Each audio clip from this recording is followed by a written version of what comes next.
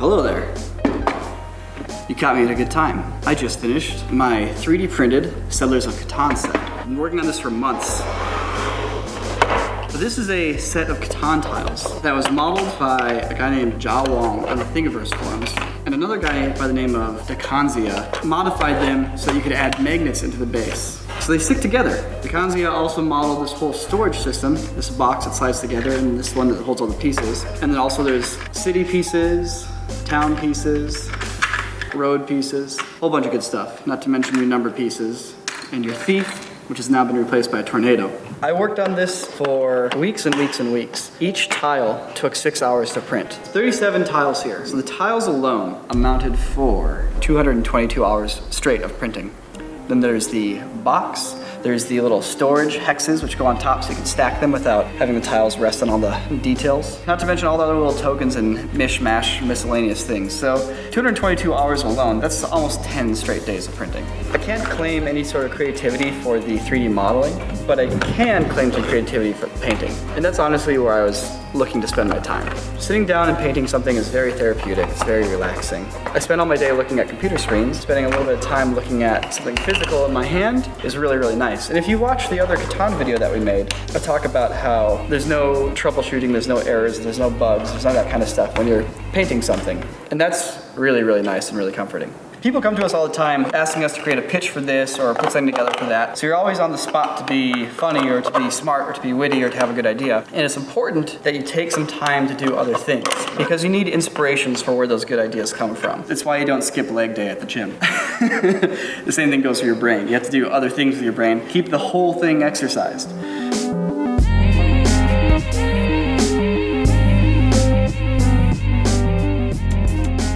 Where are you guys going today? Today we're going for a meeting, a very special meeting. So we're trying to get a movie made, and it's a complicated process. It involves a lot of parties. It's like pitching a small business to the bank. You need to come to the bank with your small business plan, and you're looking for a small business loan, and you're gonna pay them back at a certain rate. When you make a film, you actually start an LLC, basically a corporate structure for the film itself. All the parties that partake in this will generally have connections to that LLC. We are in the process of starting all these things, but one of the key things to do is to get all our ducks in a row with our writer. So we wrote this piece with Andrew Allen, or rather I should say he wrote it, but Sam and I of course were very instrumental in story and world and all this kind of stuff. Andrew was the guy sitting down at the end of the day, banging those keys on that keyboard. We're going today to meet with his manager and agent to basically lay out some of the ways that the deal will work with him, what kind of ownership he'll have on the piece. Chances are the dialogue is going to then spin into the direction of how to get this thing made. But long story short, we finished the script. I mean, no script is ever finished. Like, it always continue to be tweaked. But I could sit down around a campfire and tell you a dang good story right now. It's a very big step. And that's a great spot to be in. And I'm really happy with the script. A lot of you remember Tether. We still see comments all the time saying, you know, what happened to Tether? What's next in Tether? I'm a big sci-fi buff, and sci-fi people have a tendency to get really invested in the world building and the logic and these crazy setups of a story. But when you're making a film, the film needs to flow. It needs to have a focus and a point. Believe it or not, many films need to be almost short stories in a way. I mean, that's why a lot of short stories actually get adapted. Minority Report was a short story. Because a 90-minute film, 100-minute film might seem like a long time to tell a story, but in reality, not a lot happens in those movies. You have your characters doing their thing, something crazy happens, they solve it, to the end. It's pretty much that. The toilet's running upstairs continuously. Like on a treadmill. That's a joke. Come with me, Nick, let's go fix it.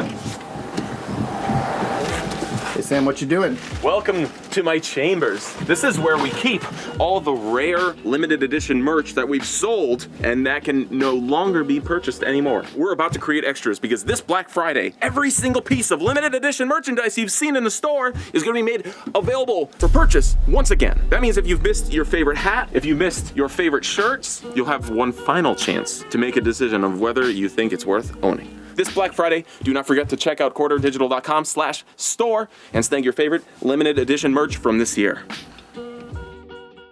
Here's the entire board. Boom.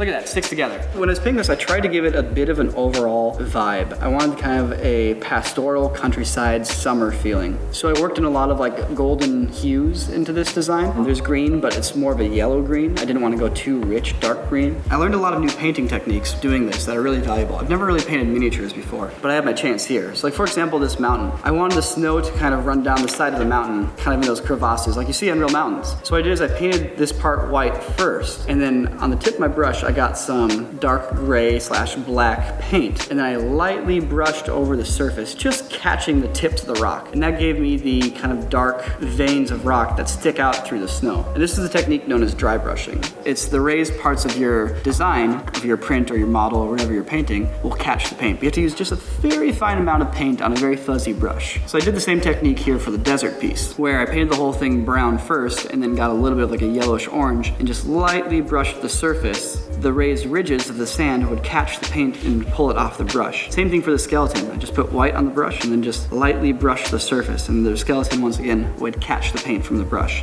That's one of the things with mini painting is that you want to add detail to them. And because they're so small, physics kind of help you out. So if you get everything a dark coat first and then you paint up lighter and lighter tones on top of it, those crevasses and cracks and little nooks will stay dark with your dark paint. So you can enhance the lighting and you can enhance the shadows that you are putting on your model. You can paint extra light into your model, and that looks really nice.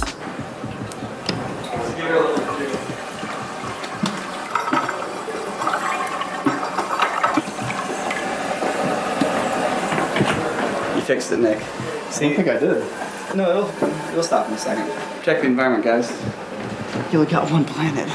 So we were trying to figure out how to tell a story that was much more feasible and actually doable as a feature film. Basically, one entire aspect of the story and world of Tether that we liked, we condensed that into one character. And we took the other aspect, the other half of the world, and the craziness and the logic and the setup that we liked, we condensed that into one other character. And those two characters now drive the story. There's more characters than two in this movie, but it's a much more focused, tellable story. Long story short, all this work's been put into it. The script is more or less finished. We're getting some concept art put together right now. It's almost time for the meetings to start to get this thing made. We're aiming for a theatrical release, maybe a limited one.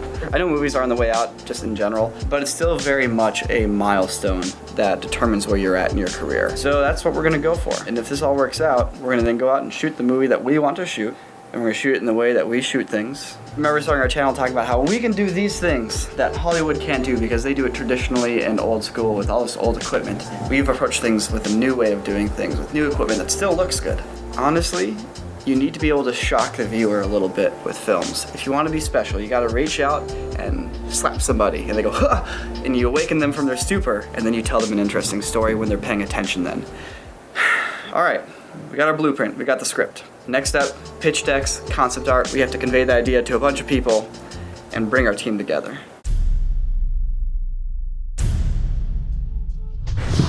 For the first time ever, the triangle aspect ratio is being premiered here on the Sam and Niko channel, and what better way to celebrate it than to thank all our patrons on Patreon. I Stay Frosty, Richard Linder, and Samuel Yates. Thank you. Jason Iman, thank you so much for your support on Patreon. Corey O'Malley, I hope you're proud to be part of this historic triangle aspect ratio video. Thank you for your support as well. And finally, Sean Witt, where would we be without you? Thank you.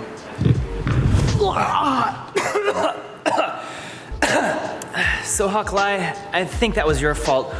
Or maybe that was Toby Comtois' fault. Thanks, guys. And lastly, I just want to thank my patron fans, Taylor Dunbar and James Bailey. This one goes to you.